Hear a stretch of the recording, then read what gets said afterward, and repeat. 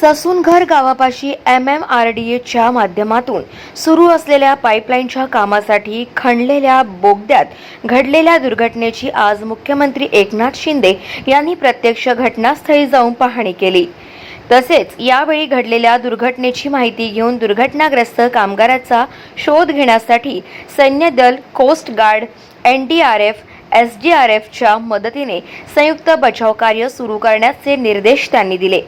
वर्सोवा खाडी नजीक MMRDAच्या माध्यमातून L&T कंपनीकडून सुरू असलेल्या बोगद्याच्या कामावेळी जमीन खचून संरक्षण भिंत कोसळल्याने JCB operator Rakesh Yadav JCB सकट गाडाला गेला होता।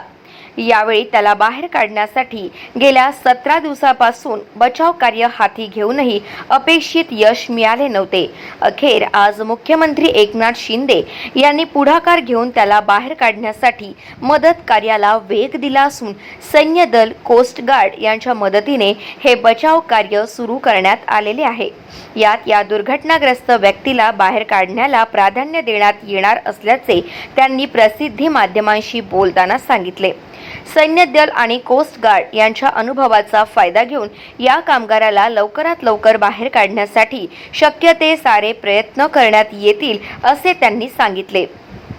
दरम्यान MMRDAच्या साईटवर घडलेल्या या दुर्घटनेच्या चौकशीचे आदेशही देण्यात आले असून त्यात जो दोषी ठरेल त्याच्यावर नक्की कारवाई करण्यात येईल असेही मुख्यमंत्री शिंदे यांनी स्पष्ट केले।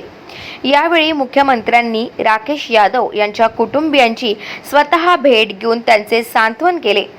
तसेच घडलेली दुर्घटना दुर्दैवी असून सरकार आपल्या सोबत असल्याचे सांगून त्यांना आश्वस्त केले।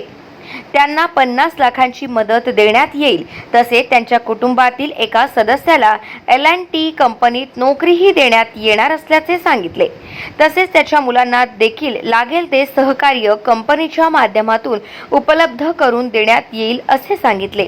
तसेच सध्या मुंबईत त्यांच्या राहण्या-खाण्याची व्यवस्था करण्याचे निर्देशही त्यांनी पालघरचे जिल्हाधिकारी गोविंद बोडके यांना दिले आहे। तसेच अडकलेल्या कामगाराला शोध घेण्याला वेग दिला असून त्यात नक्की यश मिळेल असेही त्यांनी यादव कुटुंबियांना सांगून त्यांना धीर दिला।